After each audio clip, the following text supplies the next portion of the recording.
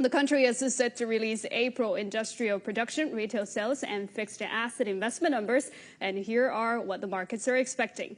For industrial production, the country is likely to post a gain of 9.5% on year, picking up from the 8.9% expansion back in March.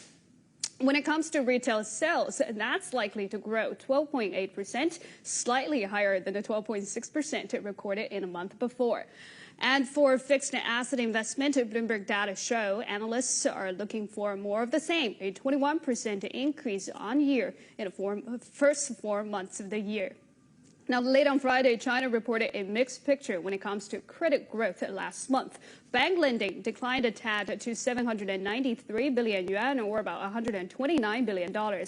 Total social financing dropped some 30% on month to 1.75 trillion yuan, or about $284 billion. But M2, the broad gauge of money supply, picked up to 16.1% in April. That is much higher than the government's target of 13%.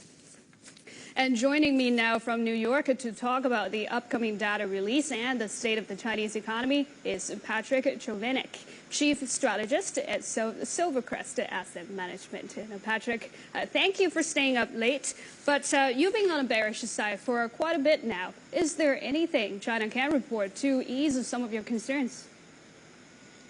Well, in March, the NDRC, China's top planning commission, they reported to the National People's Congress. They said that there were 3 things that were defining the Chinese economy right now. They said consumption's growing, but it's not really driving growth like it needs to. They said that increasingly with investments, more and more companies were in a position that they either were unwilling or unable to invest more.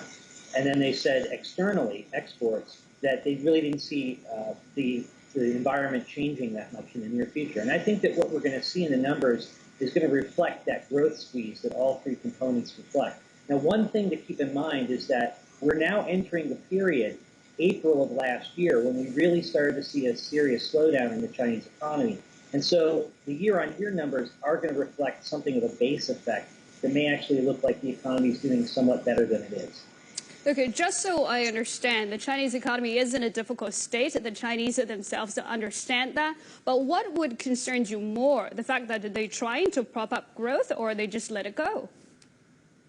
Actually, a slowdown in Chinese GDP growth is not necessarily a bad thing if it's happening for the right reasons. The problem is that recently it's been happening for the wrong reasons. There has been this credit expansion, almost half of it off balance sheet, through the form of very risky investment vehicles. And nevertheless, that's not generating that much new growth. And so that's really, I think, the big concern. If we saw them being reining in credit expansion in a meaningful way, and growth started to slow because China's being more selective about the investments it's making, that would not necessarily be a bad thing. But they are. Bank lending is down, total social financing is down. And a lot of people say that the expansion in M2 is really about money inflow. Isn't that, ironically, a sign of confidence? Well, the decline that you mentioned in total social financing is a decline in the growth rate. It still grew 22% year on year. So, in fact, we're still in the midst of a huge boom in financing in China, which dropped off slightly in April, but it wasn't as great as it was back in March, which was just almost incredible. But still, we're seeing a huge boom in financing, and again, much of it off balance sheet, which is quite worrying.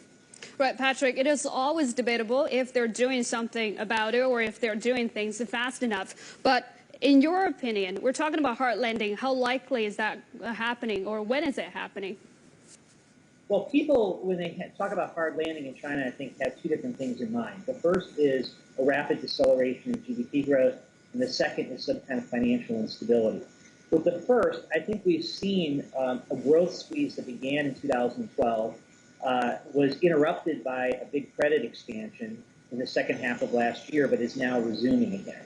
And I think we'll continue to see that. Now, whether it'll fall off dramatically or not, I'm not sure, given the credit expansion that we're seeing is staving that off. Financial instability is a real concern because of this rapid expansion in the shadow banking sector in China. But it's very unpredictable. We have seen defaults in a number of instruments, but the government has always come in and bailed them out. But the question is whether they'll always be there in this game of whack-a-mole.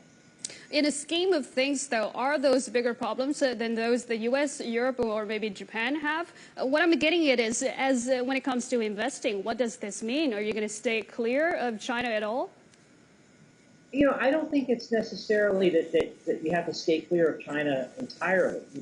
If you believe that there's going to be a shift in the Chinese economy away from investment-focused growth towards more consumption-focused growth, then perhaps some of the consumption sectors might look attractive. There are also companies within China that may be better prepared for a downturn than others, and they may actually benefit from the winnowing out of the competition. So I wouldn't say that you should run to the hills away from China, but I do think that the new picture in China, the old China story was China's going to grow by leaps and bounds, so just get on any bus because it's going to go and they're all going to the same destination.